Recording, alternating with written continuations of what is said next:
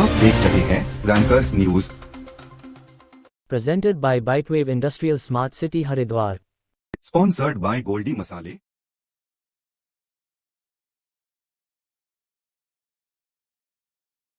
Rankers news लगातार समाज में अपनी नैतिक जिम्मेदारी समझते हुए सामाजिक स्तर पर विभिन्न प्रकार के मुद्दे उठाता रहा है, तो वही चाहे विकास का मुद्दा हो या रोजगार का, हर वर्ग के विषयों पर खबरें प्रसारित कर लोगों को जागरूक करने का काम कर रहा है।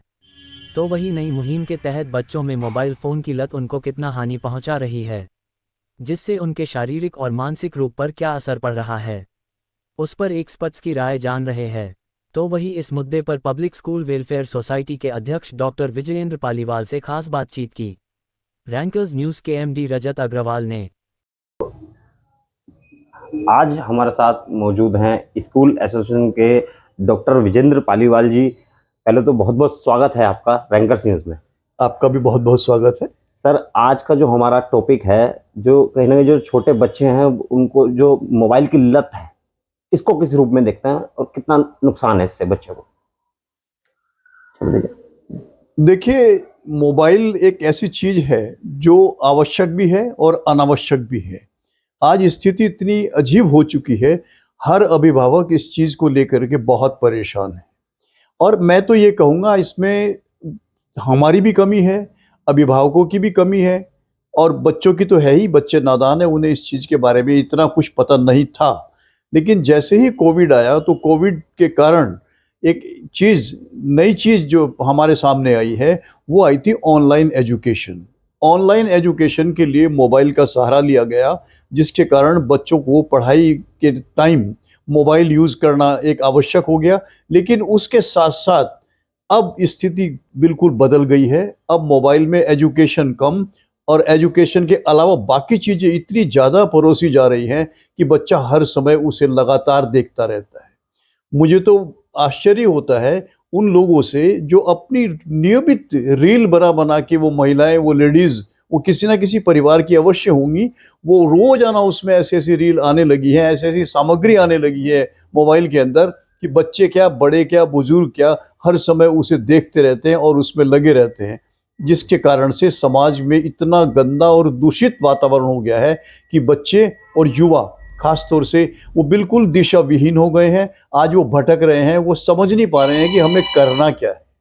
तो जो छोटे बच्चे हैं वो कहीं ना कहीं देखें, वीडियो गेम की जो लत है मोबाइल में, वो लगातार उसमें घंटों घंटों बैठे रहते हैं, तो कहीं ना कहीं आंखों को भी नुकसान उससे होता है, दिमागी उसमें नुकसान भी है। इसको किस रूप में देखते हैं? अब देखिए, बाजारवाद बहुत ज़्यादा हो गया है। अब जो बड़ी बड़ी कंपनियां थी, बड़ी बड़ी गेम्स वाली कंपनियां थी पूरे विश्व के अंदर, इन लोगों ने भी इसका सहारा लिया, और जिसका एक बुरा परिणाम ये निकला कि बच्चे उसकी गिरफ्त में आते चले गए। रोज़ नए नए गेम आपके सामने आ रहे हैं।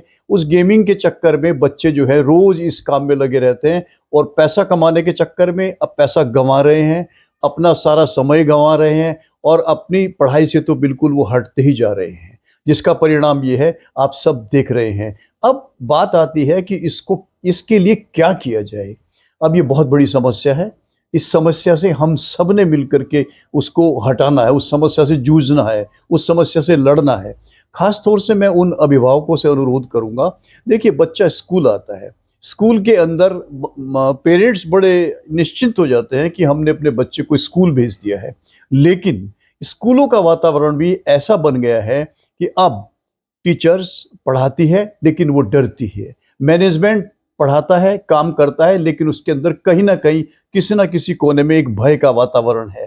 कारण ये है कि अगर, मेरी बात को अन्यथा न लें आप, कि अगर मैनेजमेंट या टीचर उस बच्चे की शिकायत भी पेरेंट्स से करने की कोशिश करती है, तो पेरेंट्स उसको पॉजिटिव ना लेकर के, सारे पेरेंट्स के लिए नहीं मैं कह रहा हूँ, लेकिन कुछ लोग बहुत अजीब एटीट्यूड अपनाने लगे हैं।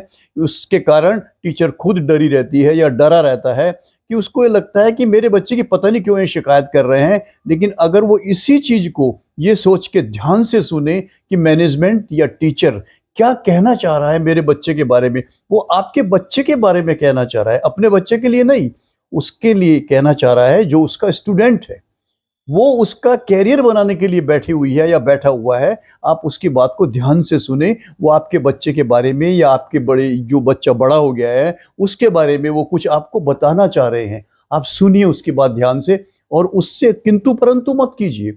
कहीं कहीं ऐसी स्थितियां आती हैं स्कूलों में, मैंने कई बार देखा, मुझे जाने का अवसर भी मिलता है स्कूलों में, कि पेरेंट्स जो है उल्टे मैनेजमेंट पे, प्रिंसिपल पे, टीचर्स पे ही इस तरीके से बात करने की कोशिश करते हैं, मेरे बच्चों को आपने डांटा कैसे, मेरे बच्चों को आपने ऐसे कैसे कर दिया। तो वो ये सोचता है कि मैं क्या करूँ, ना मैं इसको डांट सकता, मारना तो बहुत दूर की चीज़ है। वो उसके भले के लिए कहना चाहता है लेकिन वो उसको सुनने को तैयार नहीं होते। तो जब आप स्कूल के अंदर आते हैं, एंटर करते हैं, तो आप ये सोच के चलें कि ये भी एक शिक्षा का मंदिर है। जैसे मंदिर में जब आप जाते हैं तो आप एक सात्विक भावना लेकर के जाते हैं, सकारात्मकता लेकर के जाते हैं। ऐसे ही विद्यालय में जब आपको कॉल किया जाए, बुलाया जाए या आप स्वतः जाएं, तो आप ये सोच के जाएं, मैं अपने बच्चे के स्कूल में जा रहा हूँ, मैं अपने बच्चे की टीचर से बात कर रहा हूँ, मैं अपने बच्चे के प्रिंसिपल से बात कर रहा हूँ। वो आपके बच्चे से कनेक्ट हैं, आपके भविष्य से कनेक्ट हैं, तो आप उन्हें सहयोग कीजिए। जब आप सहयोग करेंगे तो सारा वातावरण ही सहयोगात्मक बन जाएगा। तो सर मेरा एक अगला जिसमें हम जो अपने बच्चों को किस तरह से मोबाइल की लत से दूर रख सकते हैं, इस पर क्या राय देना चाहेंगे? देखिए, मोबाइल पे जहाँ तक स्थिति है, अब देखो कामकाजी मम्मी पापा होते हैं, पापा भी जॉब पे चले गए, मम्मी भी जॉब पे चले गई, कई बहुत से परिवारों में ऐसा है। और बहुत से परिवारों में ये स्थिति है कि वो चाह कर भी वो खुद ही इतने मोबाइल में व्यस्त हैं कि वो अपने बच्चे को रोकते नहीं है। या बहुत सारे मदर्स या उनके सिस्टर या उनके पेरेंट्स वो क्या सोचते हैं, चलो ठीक है यार बच्चा मोबाइल देख रहा, शांति हो रही घर के अंदर। आप ऐसा मत सोचें। आप हर समय ये मत